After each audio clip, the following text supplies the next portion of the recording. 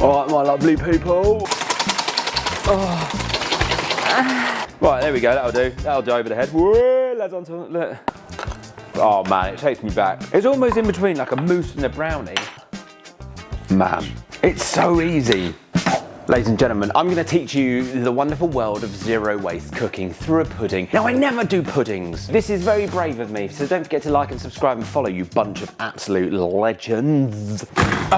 My channel, Lagom Chef, is all about food waste, right? And creative cooking. Now, what I'm gonna do is I'm gonna show you how to make an amazing flourless chocolate torte recipe. The reason it's zero waste, ladies and gentlemen, is because we eat everything. That is my solution to food waste. Eat. How do you cook creatively in the kitchen? You don't have to be rocket science to understand flavours work in unison together to make things taste absolutely wonderful. So creative cooking is not like going, oh, I'm gonna do a sous vide that, or I'm gonna do some kind of like molecular gastronomy. Nah, man, that stuff is like over there. What we're gonna do is strip it all the way back and just go, why does things taste nice? Chocolate, if you think about it, if you start with chocolate as a base ingredient, you're using something like this, 70%. What's it gonna be, ladies and gentlemen, on a count of three? 1, 2, 3, bitter. You've got bitter notes there. The higher the cocoa content, the more bitter it will be, all that kind of jazz. I don't understand it enough, but it will definitely be bitter. When you look at desserts, Black Forest Gâteau, brownie and cherries, why do they work together? Because you've got a wonderful dark fruit, dark berry, that is maybe tart, right?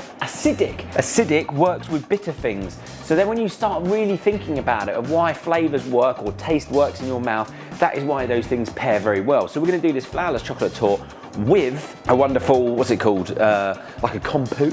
So it's just like some frozen berries, a little bit of sugar, all that bit, and then it will taste nice. This recipe you cannot forget. 4, 3, 2, 1 is the way I remember it, okay? 400 of chocolate, 300, what's your waistline? Butter, 200 sugar, and then the 110 eggs. So that's the way I remember it, all right? I'm gonna half it because it fits into one of these tins, which is a 8-inch tin. Oh, must be an H. Just call my wife. We're gonna do 2, 1.5, 1, 5, because you can't half an egg. Science, isn't it? So let's get this going. So you're still with me, yeah? I hate desserts. I'm terrible at them because I don't weigh things. But this one I would say is quite forgiving. I used to do it in a cookery school where people were absolutely hammered beyond belief. And if they could do it, you can do it. Right, these are 100 grams. Let's see if Dr. Urtka is rinsing us. Oh, Dr. Urtka gave us an extra 2 grams. What a naughty boy. Pablo Escobar, lock him up. So you can just plop that on. This is called a bain-marie, or a pan of simmering water. That's just gonna gently melt. You can do it in a microwave, but don't put a metal bowl in there. 200 chocolate, 150 butter. I'm gonna guess, go on, what do you reckon?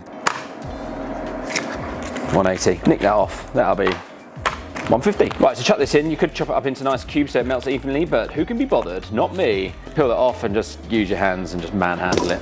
Okay, so in the next step, this is what I like to do by hand because I think it's more fun. You need quite a lot of bowls for this. I think this is why we did it at the cookery school. You're gonna need 5 eggs. 4. And I've got 1 Burford Brown. You're so posh. Another bowl. So separate your eggs. Multiple ways you can do this. You can pour it like this, and then you can stick it in your hand because your hand is very soft. And you can pass it back and forward, and you've got 1 done. Or, if you want to, flat surface, go like that, pass it back and forward, in she goes, in she goes. More risk of popping, but it doesn't matter. You can crack them all in like that as well, but then you run the risk of one cracking. Then what you do, get your hand in there, scoop them out. Up. Right, so then what you should normally do is do a sablon, which is this bit. Normally you would cook it off a little bit, but I'd never really bother. So I'm gonna do 80 into here. 99. Leave that to one side for a minute. And then this one, you could put into a machine, but I'm gonna whisk. So what you need to think of, this is like almost like a souffle. So you're gonna get air into this, you're gonna get air into that, you're gonna melt that, you're gonna fold it all together, you're gonna have almost like a mousse, right? And then you're gonna put it in there and you're gonna bake it, and then what it will do is it'll puff up, rise up, and then you'll get something. Oh, we're not actually making a meringue, we're just trying to get as much air into these as possible. So we wanna take them to like a stiff peak. So when it starts to form like a medium, what would you say, that medium softish peak, I sprinkle in just a little bit of sugar. Now, when you're making a meringue, it'll say continually whisk while adding the sugar. If you've got 7 hands, congratulations, I don't. I just pour it in, and then we just give it a little whisk. Gosh. Right, there we go, that'll do. That'll do over the head. Whoa, lads on top, look. So that one's done. Right, then this one, you just need to whisk until it goes nice and pale. Basically, you want to dissolve that sugar. That's what you're really doing. Right, look, ladies and gentlemen, your chocolate here and butter has melted. So you've got your three components, right? It's so easy. Eggs, right?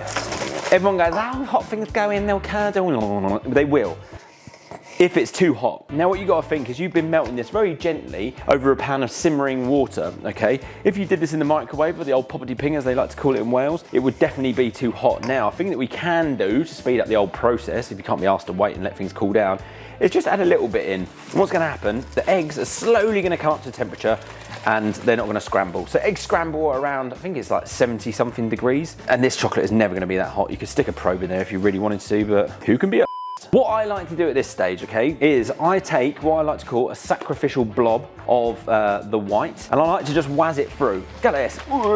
Yeah, lads on tour. What that has done, it's knocked all the air out of that you spent ages doing, but it has allowed this to be a little bit softer, that you can start to fold this through a lot easier, because it was almost like a ganache style. And now you fold. Folding, round the outside, fold it over like you're taking it to bed, round the outside, fold it over, around the outside. You basically just don't want to slap it about. You want to try and make it nice and fluffy. So make sure you get right to the bottom, because that is where all the mix is. Nice and gently, just keep doing this. And the thing is, even if you do knock all the air out of this dessert, it still tastes good. All the ingredients are in there for it to taste nice. So that is your mix. Well, that's one side. Now, super quick, get yourself a little bit of butter, maybe that leftover butter that didn't fit in the thing. Nice bit of butter all over the bottom. I should actually put a bit of parchment on the bottom, shouldn't I?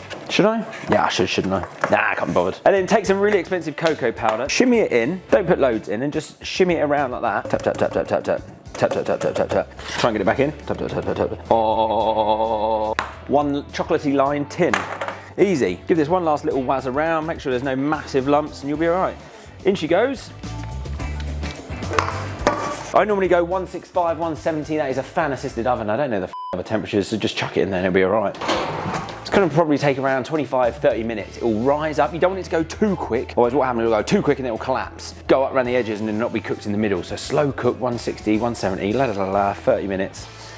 We'll be back. Oh, I'm gonna do some cleaning up. Here is our little chocolate cock. Oh, so it's just a little bit poofy. You should be able to sort of just press it just a touch. There shouldn't be much of a jiggle. We're just gonna leave that to chill for a little bit, and then we'll make the coulis after I've done this, and then we'll be back. Right, ladies and gentlemen, I don't know if it's gonna be out by now, but I am doing a Substack. So that is why I was doing something else at the same time.